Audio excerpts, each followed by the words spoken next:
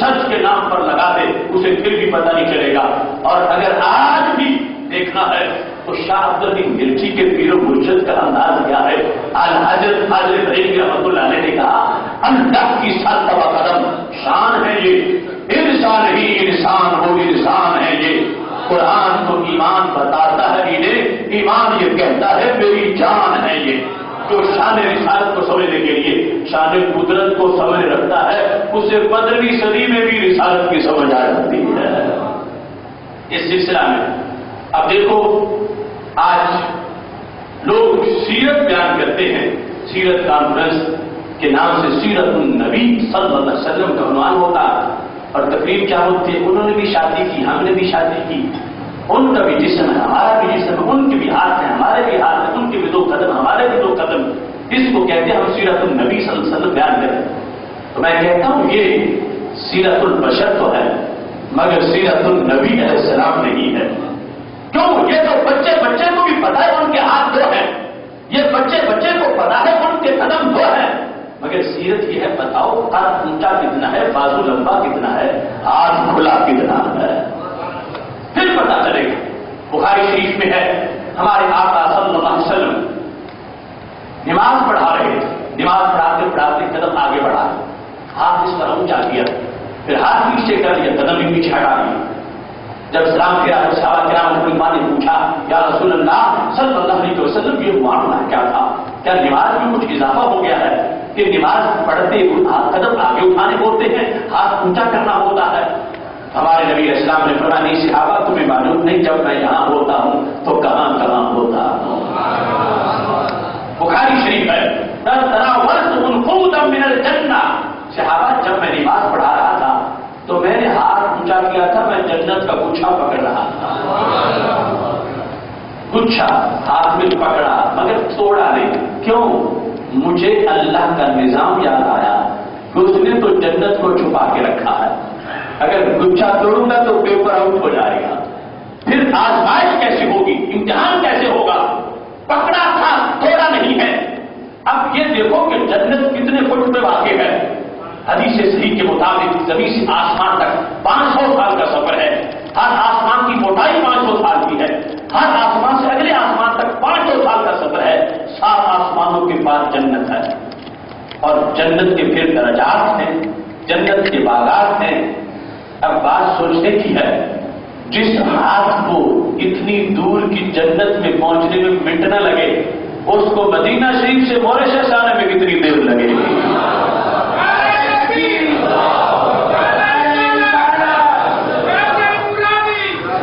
دیکھو تناول تو میں نے پکڑا. یہ ہے سیرت بیان کرنے کا انداز، یہ ہے وہ طریقہ. اللہ کی سر دبا کا تو نشان ہے. یہ دوسرے تھے کہ ہمارے ہاتھ جان کے نہیں پکڑتے تو ان کے کیسے پکڑے؟ انہوں نے اپنے آپ کو شیشہ بنایا ہوا اپنے سامنے اور اس پر وہ سب کچھ کر رہے ہیں. ہمارے محبوب علیہ السلام کا انداز کیا تھا؟ میں نے جنت کا گچھا پکڑا تھا. صحابہ میں سے کسی نے نہیں کہا کہ وہ جنت تو دوری پڑی ہے، آپ کیسے وہاں پہنچ کے نماز پڑھاتے پڑھاتے. نہیں، یہ یقین والے لوگ تھے. ہمیں انہیں سامنے رکھ کے ایمان کو صحیح کر میرے صحابہ میں وہ گچھا توڑتا، تم کھاتے، تمہارے بیٹے کھاتے، تمہارے پوتے کھاتے، پڑپوتے کھاتے، یمنی، شامی، عراقی، ہندی، پاکستانی، قیامت تک کے لوگ کھاتے رہتے، میرے ہاتھ تک ایک گچھا بھی ختم نہ ہوتا. اکلت منہ ما بقیت الدنیا، جب تک دنیا باقی رہتی میرا گچھا کھلاتے ہی رہتا، میرا گچھا باقی رہتا. تو جن کے ہاتھ میں اتنا کچھ آتا ہے ان کے خزانوں میں کتنا کچھ ہوگا. اوتی تو آتی حضرات بخاری شریف میں ہے مجھے تو چابیاں سارے خزانوں کی دے دی گئی. اس واسطے یہ ماننے کا طریقہ رب ذوالجلال نے ہمیں عطا فرمایا. یہ ہے خیرات حضرت شاہ عبدالحمید صدیقی رحمۃ اللہ علیہ کی، یہ ہے فیضان امام شاہ درانی صدیقی رحمۃ اللہ علیہ کا کہ ہمارے پاس وہ طریقہ لے کے آئے ہیں جو طریقہ اپنے صوفہ والوں کو عطا فرمایا.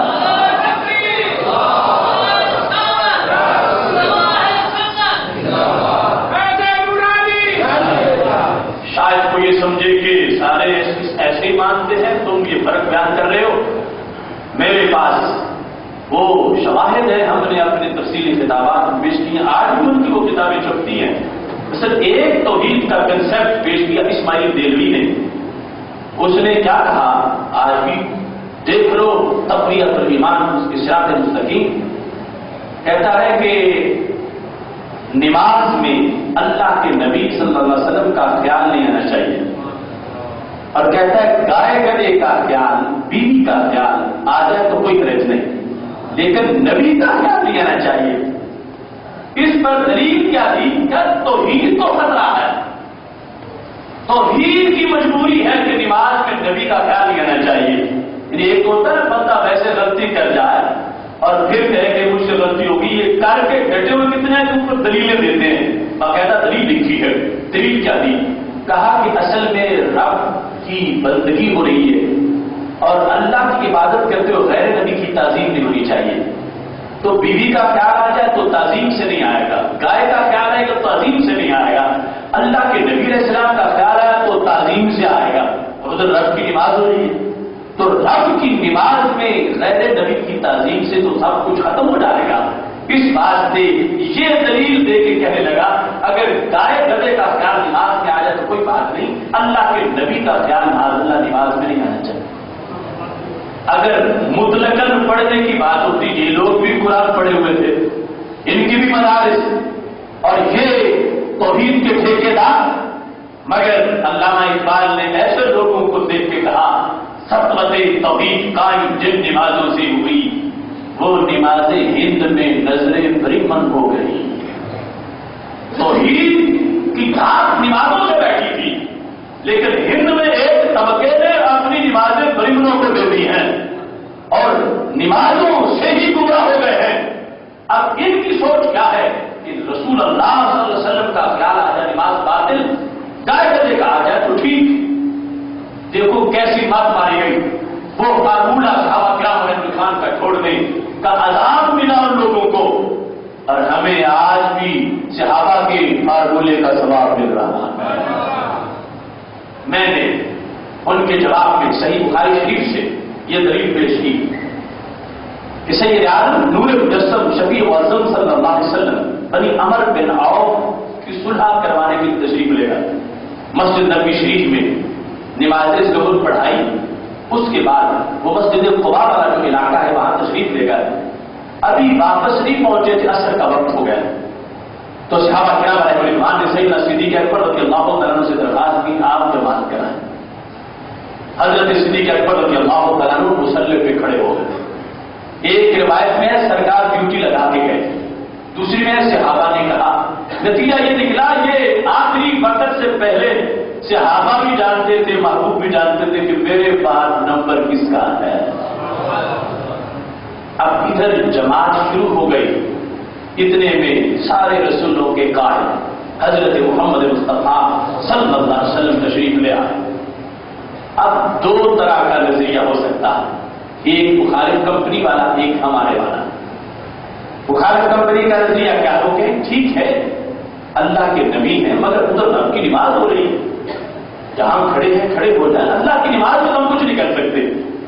اور دوسرا ہمارا نظریہ ہے کہ ٹھیک ہے رب کی نماز ہو رہی ہے مگر نماز بتائی کس نے ہے، اور نبیوں کے بھی امام اور پیچھے امت کے آخری صف پہ کھڑے ہو جا، یہ کیسے ہو سکتا ہے.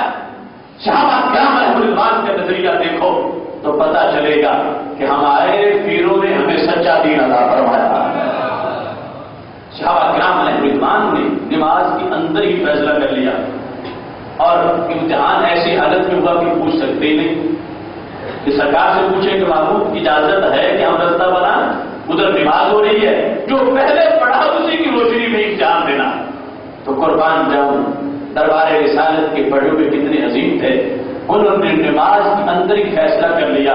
کہنے لگے نہ نماز توڑیں گے اور نہ ہی محبوب کی تعظیم چھوڑیں گے. نماز بھی ہوتی رہی، تعظیم بھی کرتے رہیں گے. تو کیا ہوا، صحابہ کرام علیہ رضوان نے ہاتھوں پہ ہاتھ مار کر آواز پیدا کی تاکہ پتا چلے کہ محبوب تشریف لے آئے ہیں. آخری صف والوں نے جگہ بنائی، پھر سارے جگہ بناتے گئے اور محبوب علیہ الصلوۃ والسلام چلتے چلتے پہلی صف میں تشریف لے گئے. اب آپ اپنے عشق کے مفتی سے اپنے دل سے فتویٰ تو لے کے بتائیں کہ جب وہ ہاتھوں پہ ہاتھ مار رہے تھے اور بیچ صفوں کی جگہ بنا رہے تھے تو سرکار دو عالم صلی اللہ علیہ وسلم کا خیال آیا تھا یا نہیں آیا؟ خیال کے بغیر تو یہ نہیں ہوا، اور خیال بھی سمپل خیال نہیں، تعظیم میں لکھتا ہوا تھا۔ خیال یہ تھا کہ وہ نبیوں کے امام اور پیچھے کھڑے رہے، ہم سے برداشت نہیں ہوتا، نماز میں ہی جگہ بنائی۔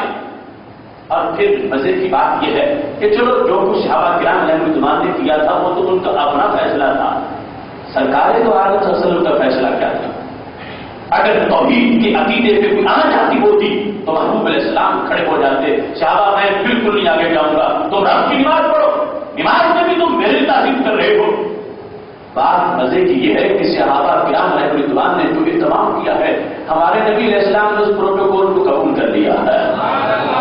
صفوں کے بیچ سے چلتے ہوئے آگے بڑھے تو پتا چلا پہلے تو فیصلہ صحابہ کا تھا، پھر سرکار کی مہر بھی لگ گئی ہے۔ نماز میں خیال آیا، ادب سے آیا، اور پھر چلتے چلتے جب بیک ساتھ پہ پہنچے تو امام نے بھی ادب شروع کر دیا۔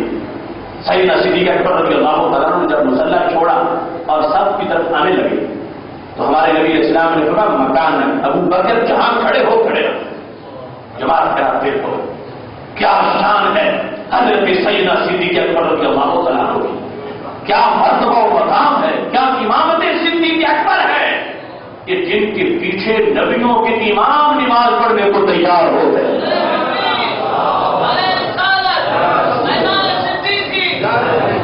کہا تم جماعت کراتے ہو، میں پیچھے پڑھوں گا۔ تو میرے محبوب علیہ السلام جن کو امام بنانے پر کہ میں خود بھی پڑھوں گا تیار ہو گئے، ان کی ولایت اور روحانیت پہ کبھی کیسے ہو سکتی؟